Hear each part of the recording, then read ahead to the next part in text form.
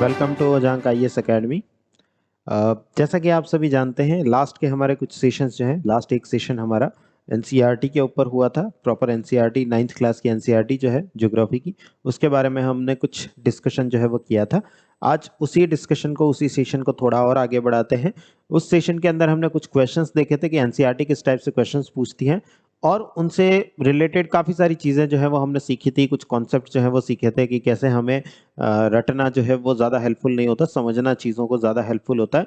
और यही हमारे यूपीएससी एग्जाम की भी डिमांड होती है कि हम चीज़ों को रटने की टेंडेंसी को छोड़ते हुए चीज़ों को समझने को, कॉन्सेप्ट को समझने की टेंडेंसी जो है वो अपने अंदर डेवलप करें। चलिए आज उसी सेशन को आगे बढ़ाते हैं और कुछ और क्वेश्चंस जो हैं उन्हें हम देखते हैं। लास्ट सेशन में हमने क्लास 9th की जो एनसीईआरटी है, India size and location, Bharat अवस्थिति एवं विस्तार, उसके कुछ क्वेश्चंस हमने डिस्कस किए थे। आज और कुछ क्वेश्चंस जो हैं वो हम डिस्कस करने जा रहे हैं।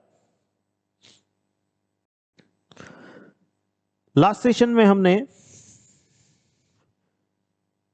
ये कुछ ऑब्जेक्टिव टाइप के जो क्वेश्चंस थे उन्हें डिस्कस किया था, और उनसे काफी सारी चीजें जो है वो हमने सीखने की कोशिश यहां पर करी थी कि कैसे चीजों को हम समझते हैं, ना कि रटते हैं। आज कुछ क्वेश्चंस और हैं जिनको कि हम यहां पर डिस्कस करेंगे। Answer the following questions briefly. देखिए, कुछ क्वेश्चंस आपको दिए हैं, उनके संक्षिप्त में आंसर हमें देने हैं, संक्षिप्त में उत्तर जो है वो हमें देने हैं। पहला क्वेश्चन है, name the following group of islands lying in the Arabian sea. अरब सागर में कौन कौन से आइलैंड्स जो हैं हमारे देखने को मिलते हैं, भारत के कौन कौन से द्वीप जो हैं वो हमें देखने को मिलते हैं। तो अगर हम इंडिया के मैप में देखें तो इंडिया का जो वेस्टर्न पार्ट है, पश्चिमी हिस्सा जो है, वेस्टर्न पार्ट जो है, इस पूरे क्षेत्र को हम कहते हैं अरेबियन सी, अरब सागर के नाम से इसे हम जानते हैं। और इस अरेबियन सी वाले पार्ट में अगर हम आइलैंड्स, क्योंकि हमसे पूछा गया आइलैंड्स, द्वीप कौन कौन से देखने को मिलते हैं, तो वो द्वीप जो हैं यहां पर द्वीप हमें देखने को मिलते हैं जिन्हें हम लक्षद्वीप के नाम से जानते हैं। लक्षद्वीप आइलैंड्स 36 आइलैंड्स का एक ग्रुप है, और उस 36 आइलैंड के ग्रुप को हम कहते हैं लक्षद्वीप। हालांकि इसका नाम लक्षद्वीप है, लगता है ऐसा कि लक्ष्य यानी कि लाख, 1 लाख द्वीप जो है यहाँ होने चाहिए, बट यहाँ पर हमें देखने को सिर्फ और सिर्फ 36 आइलैंड्स जो हैं वही देखने को मिलते हैं। ठीक है, तो group of islands lying in the Arabian sea, अगर हम मैप पे देखें तो लक्षद्वीप जो है वो हमें आंसर देखने को मिलता है कि लक्षद्वीप जो है वो हमें अरेबियन सी के आइलैंड्स देखने को मिलते हैं। Name the countries which are larger than India. Bharat से कौन कौन से कंट्रीज जो है, देश जो है वो बड़े हमें देखने को मिलते हैं। भारत की अगर हम साइज के अकॉर्डिंग बात करें तो 7th रैंक पूरे वर्ल्ड में देखने को मिलती है, 7वीं रैंकिंग जो है वो पूरे विश्व में देखने को मिलती है। आकार के रूप में, अगर हम आकार के रूप में व्यवस्थित करें तो अगर हम यहां पर देखें तो एक टेबल जो है वो हमें, एक चार्ट जो है, बार चार्ट जो है वो हमें दिया हुआ मिलेगा एनसीईआरटी में। और यहां देखिए कुछ कंट्रीज हैं जो कि इंडिया से बड़े हैं, जिनके बारे में की इंफॉर्मेशन हमें इससे देखने को मिलती है। देखिए, रशिया बहुत बड़ा है, बाकी सारी कंट्रीज से बहुत ज्यादा बड़ा जो है वो हमें देखने को मिलता है। स्क्वायर किलोमीटर में एरिया हमें दिया है 17.09 मिलियन स्क्वायर किलोमीटर जो है वो एरिया हमें यहां पर देखने को मिल रहा है। नेक्स्ट अगर आप देखेंगे तो सेकंड नंबर पर आता है कनाडा, वो 17.09 है, या 9.98 जो है वो हमें देखने को मिलता है। उसके बिल्कुल लगभग पास ही हमें देखने को मिलता है यूएसए, 9.98, 9.83, बहुत कम जो है इसमें एरिया का डिफरेंस जो है वो हमें देखने को मिलता है। नेक्स्ट नंबर पर आता है चाइना, चौथे नंबर पर 9.60 इसका जो है वो हमें देखने को मिलता है एरिया।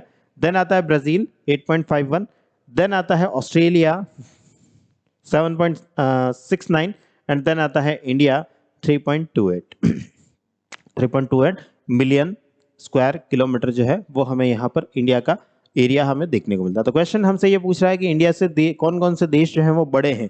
तो यहाँ हम देखें तो ऑस्ट्रेलिया इंडिया से थोड़ा बड़ा है, लगभग डबल साइज जो है वो हमें देखने को मिल रही है यहाँ पर। उसके बाद ब्राजील जो है वो इंडिया से लगभग 2.5 गुना बड़ा हमें देखने को मिल रहा है। चाइना जो है वो लगभग 3 गुना, 3 टाइम्स जो है वो देखने को मिल रहा है, प्रॉपर 3 टाइम्स नहीं है। यूएसए और कनाडा जो है वो भी लगभग 3 टाइम्स जो है वो हमें देखने को मिल रहे हैं। और जब हम रशिया की बात करते हैं तो लगभग 5.5 टाइम्स जो है, 5.5 गुना जो है वो बड़ा हमें देखने को मिलता है रशिया। तो इस तरीके से कंट्रीज जो है, ये 6 कंट्रीज ऐसे हैं जो कि इंडिया से बड़े हमें दिखाई देते हैं।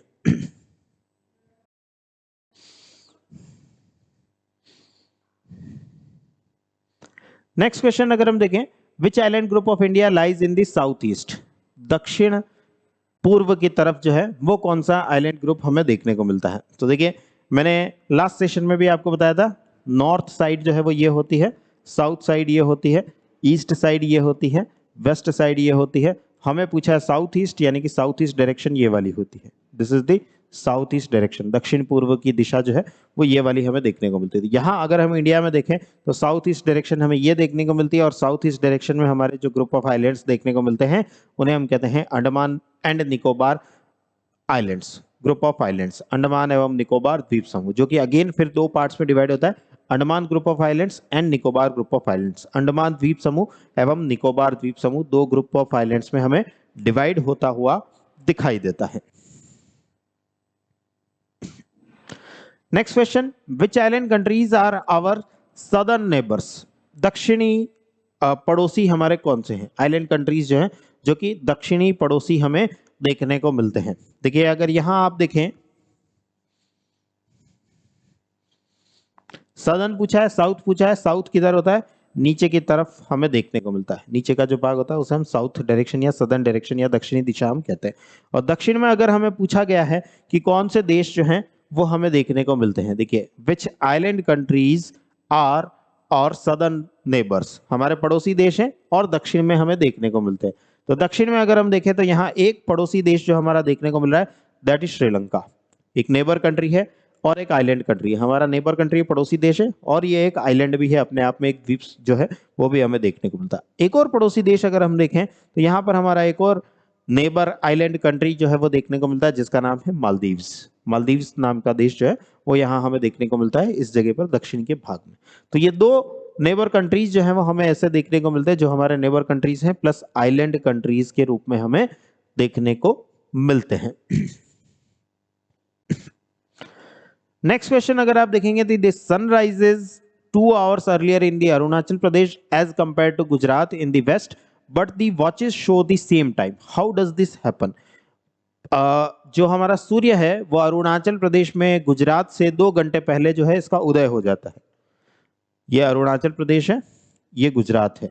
तो सूर्य का उदय जो है वो अरुणाचल प्रदेश में गुजरात से 2 घंटे पहले हो जाता है, 2 आवर्स अर्लियर जो है वो हो जाता है।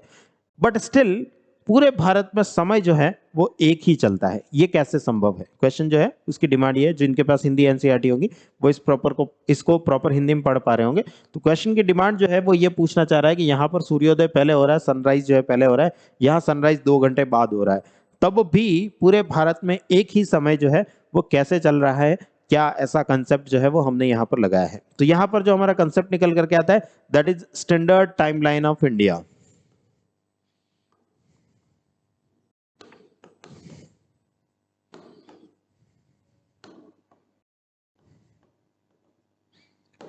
भारत की मानक समय रेखा स्टैंडर्ड टाइमलाइन ऑफ इंडिया, जो कि 82.5 डिग्री ईस्ट हमें देखने को मिलती है।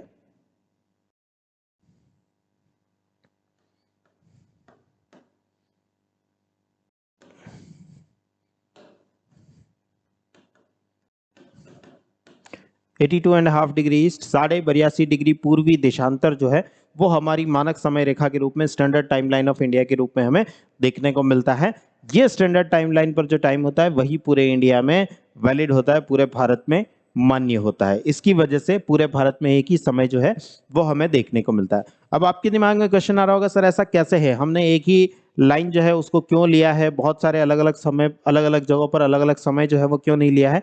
तो इसको समझने के लिए हम जो है, आप लोग जो है वो जो बच्चे हमसे जुड़ते हैं, जो कि हमारे एनसीईआरटी बैच में जुड़ते हैं,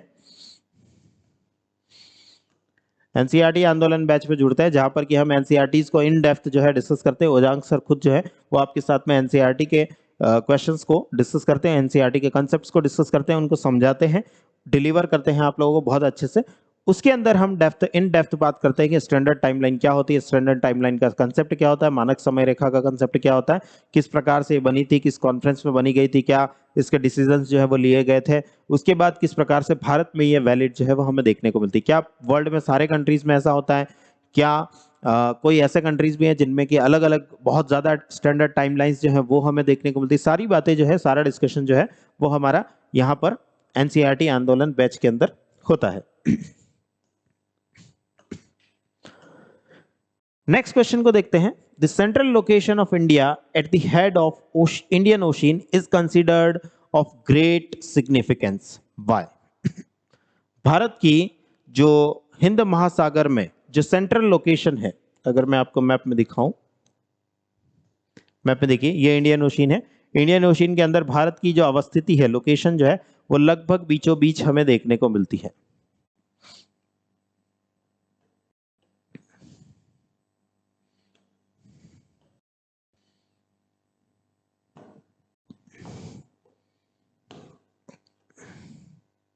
यहाँ लोकेशन जो है वो लगभग बीचों बीच हमें देखने को मिलती है। ये पूरा ब्लू कलर में जो आप देख पा रहे हैं इंडियन ओशन और साउथ तक फैला हुआ है और दक्षिण तक फैला हुआ है, और इसका जो अपर पार्ट है, ऊपरी भाग जो है, उसमें हम लगभग बीच में आते हैं। इंडिया जो है वो लगभग बीच में आता हुआ हमें दिखाई देता है। तो ऐसी क्या इंपॉर्टेंस जो है, क्वेश्चन की डिमांड देखिए। The central location of India at the head of the Indian Ocean is considered to be great significance। इसका एक बहुत ज्यादा महत्व जो है, ग्रेट सिग्निफिकेंस जो है वो हमें देखने को मिलता है। Why? क्यों? अब ये एक कंसेप्चुअल पार्ट बन जाता है, एक बहुत ज्यादा कंसेप्ट जो है वो यहाँ पर इन्वॉल्व हो जाता है कि भारत की अवस्थिति, भारत की लोकेशन जो है इंडियन ओशन में कुछ ऐसी है कि सिग्निफिकेंस जो है, उस पर्टिकुलर लोकेशन का सिग्निफिकेंस जो है वो बढ़ जाता है। जनरली आपने देखा होगा ना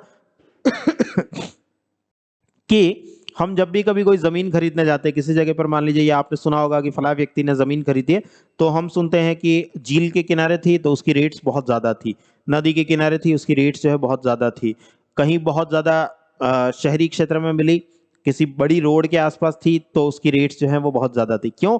क्योंकि इसका सिग्निफिकेंस है, उस जगह का सिग्निफिकेंस है, जिस जगह पर वो लोकेशन देखने को मिल रही है उसकी लोकेशन क्या है। वो किसी झील के किनारे है तो अच्छा व्यू प्रोवाइड करेगी, अगर वो किसी रोड के किनारे है, आपको कमर्शियल पर्पस के रूप में काम में लेनी है, तो रोड पर, बिल्कुल रोड पर जो होगी वो आपको अच्छा बिजनेस देगी, रोड के अंदर गली में होगी तो वो इतना अच्छा बिजनेस नहीं देगी। वो सब चीजें हम देखते हैं, उसकी वजह से उन जमीन की रेट्स जो है वो कम ज्यादा हमें देखने को मिलती है। रियल एस्टेट सेक्टर में रेट्स जो है वो कुछ ऐसे डिफाइन होती है। यहाँ पर पर्टिकुलर अगर हम देखें तो यहाँ कोई कंट्री जो है वो खरीदने नहीं जा रहा, किसी जगह को खरीदने या बेचने नहीं जा रहा, लेकिन उसकी जो लोकेशन है, उसकी जो अवस्थिति है, उसकी सिग्निफिकेंस बहुत है, महत्व बहुत ज्यादा है। उसकी लोकेशन कुछ ऐसी हो सकती है कि हम बाकी के बहुत सारे दूसरे देश जो है या आसपास के पड़ोसी देश जो है उन पर निगरानी रख सकते हैं, उनके साथ में ट्रेड जो है वो आसानी से कर सकते हैं, व्यापार जो है वो आसानी से कर सकते हैं। ऐसे बहुत सारे मल्टीपल फैक्टर्स जो है वो हमें देखने को मिल सकते हैं। तो यहाँ पर भी भारत की जो अवस्थिति है, भारत की जो लोकेशन है, जो कि कुछ ऐसी हमें दिखाई दे रही है, इंडियन ओशन के बीचों बीच हमें दिखाई दे रहा है। इंडियन ओशन का नदर्न पार्ट, उत्तरी भाग, और उसके बीचों बीच भारत की अवस्थिति जो है वो एक बहुत ज्यादा महत्व रखती है। किस प्रकार से महत्व रखती है, ये सारी बातें जो है वो अगेन हम बात करते हैं, क्योंकि एक अपने आप में एक लंबा चौड़ा टॉपिक है। जियो स्ट्रेटेजिक इंपॉर्टेंस है, ट्रेड के पॉइंट ऑफ व्यू से बात करें तो ईस्टर्न एंड वेस्टर्न वर्ल्ड को जोड़ने वाला जो जगह है इंडियन ओशन, दोनों को कनेक्टिविटी प्रोवाइड करता है। तो इस पॉइंट ऑफ व्यू से ये बहुत ज्यादा इंपॉर्टेंट हमारी लोकेशन हो जाती है। विश्व का लगभग सारा ट्रेड जो है ईस्टर्न वर्ल्ड, वेस्टर्न वर्ल्ड के बीच में जितना भी ट्रेड हो रहा है, भारत के साउथ से होकर के या इंडियन ओशन से होकर के, हिंद महासागर से होकर के जाता हुआ हमें दिखाई देता है। तो एक बहुत ज्यादा इंपॉर्टेंस भारत की लोकेशन की निकल करके आती है, भारत की अवस्थिति की निकल करके आती है। तो इस चीज को भी हम डिटेल डिस्कशन जो है हमारा वो होता है एनसीईआरटी आंदोलन बैच में, जहां ओजांग सर आपको सिखाते हैं कि लोकेशंस जो है, जियो स्ट्रेटेजिक इंपॉर्टेंस क्या होती है। खास तौर से जब हम इंटरनेशनल रिलेशन पढ़ते हैं तो जियो स्ट्रेटेजिक इंपॉर्टेंस जो है वो बहुत ज्यादा महत्व रखती है। किसी देश के साथ में हमारे रिलेशंस कैसे बनेंगे, वो हिस्टोरिकल चीजों पर भी डिपेंड करती है, हिस्टोरिकल टाइज पर भी डिपेंड करती है, हिस्ट्री पर भी डिपेंड करती है, ऐतिहासिक रिश्ते जो है वो हमारे कैसे हैं उस पर भी डिपेंड करती है। जियो स्ट्रेटेजिक, जियोग्राफी के अकॉर्डिंग, जियोलॉजिकल लोकेशंस किस प्रकार की हैं उनके आधार पर भी हमें देखने को मिलता है। बहुत सारी चीजें जो है वो उन देशों के साथ में हमारी चेंज हो जाती है, बहुत सारे अलग टाइप के रिलेशंस जो है वो बनते हैं, हमें दिखाई देते हैं उनकी लोकेशन हमारी लोकेशंस के अकॉर्डिंग। तो वो सारी चीजें जो है वो आपको सिखाई जाती हैं, उन सब कॉन्सेप्ट को आपको ग्रेस्प करवाया जाता है इस पर्टिकुलर बैच के अंदर। तो अगर आप इसे ज्वाइन करना चाहते हैं कर ले, ताकि आप इन चीजों को सीख पाएं, ये सारी जो लर्निंग प्रोसेस है आपका उसे आप सीख पाएं।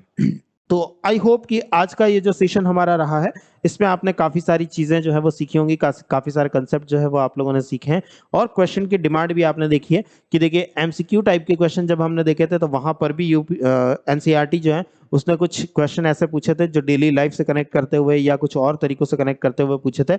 और जब हम डिस्क्रिप्शन वाले क्वेश्चंस में आए तो फिर तो वहां पर कॉन्सेप्ट्स की भरमार लग गई है, कॉन्सेप्ट्स ही पूछना चाहती है एनसीईआरटी, यूपीएससी भी कॉन्सेप्ट्स ही पूछना चाहती है। जब भी मेंस में आप कोई क्वेश्चन देखेंगे वो किसी फैक्ट की एक्सपेक्टेशन नहीं करती है कि आप ये बता दो या वो बता दो, आपसे कॉन्सेप्ट पूछा जाता है। हाँ, कॉन्सेप्ट को फुलफिल करने के लिए, सपोर्ट करने के लिए आप उसके अंदर फैक्ट्स का यूज जो है वो कर सकते हैं, वो डेफिनेटली होता है, वो हम जो है वो देखते हैं।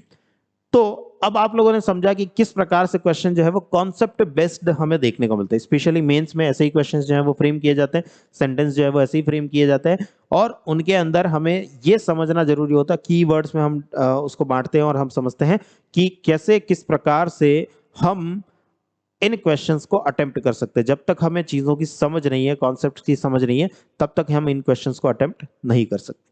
तो चलिए सेशन को यहीं एंड करते हैं, मिलते हैं अगले सेशंस में।